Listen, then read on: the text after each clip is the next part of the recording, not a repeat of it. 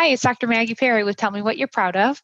This month, we're talking about embracing uncertainty. So in today's group podcast, the group will discuss what areas of their life are there that it's difficult to embrace and tolerate uncertainty, how anticipatory anxiety gets in the way of embracing uncertainty, and what types of intentional and incidental exposures they use to practice relating to their uncertainty more effectively. So we'll start first with each of you saying something that you're proud of lately, and then we'll talk more about what makes it difficult to tolerate your uncertainties. So Scout, are you willing to go first with what you're proud of? Sure. I deal with my OCD on a daily basis, and for a few weeks now, I've been kind of tired and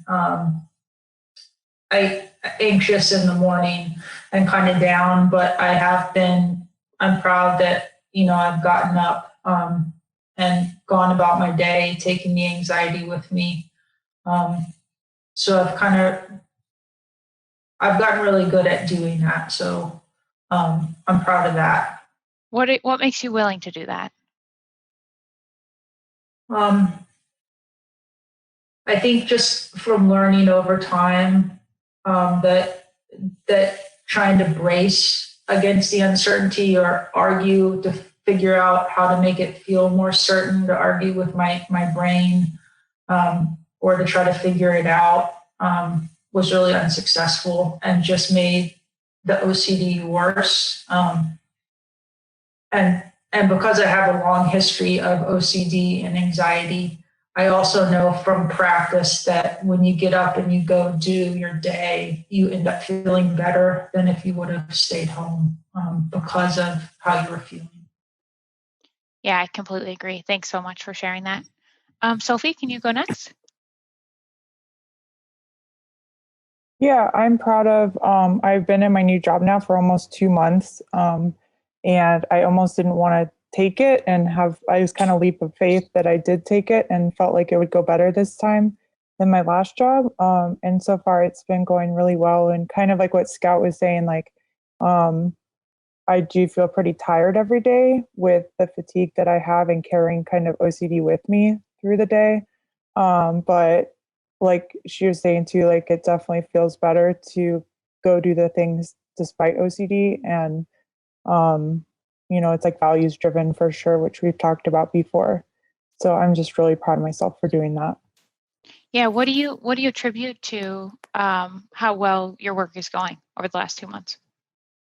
I think kind of being aware of what my compulsions are, like from previous jobs. So, being really aware of like not trying to not avoiding those things, but just knowing like, oh, when I do these certain things, I might be more sensitized. So trying to make, it really clear to myself, like what I'm allowing myself to do, giving into OCD versus like what is probably, prudent that I do and not OCD. And just like being really strict about that with myself. Yeah, that's great. So starting with, or maybe way back when you started with self-monitoring and like noticing where your compulsions were and where you had the urge to do compulsions. And then over time, as you practice doing the opposite, you recognize the opportunity to not engage in those compulsions. And even if it was tired, to consistently have intrusive thoughts kind of pinging you, over time, it's better to not do the compulsions. Yeah, 100%. Great. Thanks for sharing that. Larissa? Well, I'm proud of the fact that I have continued to do an ongoing project, which is to work on my office. And I've continued to do that and organized it quite a bit in the midst of times when I'm anxious, because when I get anxious, I just really want to go out and jog. And so I'm proud of that. And I'm also proud of the fact that I made an appointment to get my first COVID vaccine. And that in the immediate, and that's for this afternoon after the podcast. So I'm really proud of myself that I signed up and made the appointment, because that causes a lot of anticipatory anxiety for me, but I'm going to do it. Great. Let's definitely come back to that anticipatory anxiety. I'm happy to hear that. Jared? Yeah. I mean, for me, I always had a hard time recently about, staying motivated about, being in shape and staying exercise and all that. But I'm proud of the fact that I was able to do, since the last time we met, 2 very long bike rides and, something that I used to do on a daily basis pre-COVID. And I just feel like I'm slowly starting to get back up to speed. Even this past week, I was able to not even think about it much about riding. And I just ended up, riding a few miles here and there. So I'm proud of that fact as well.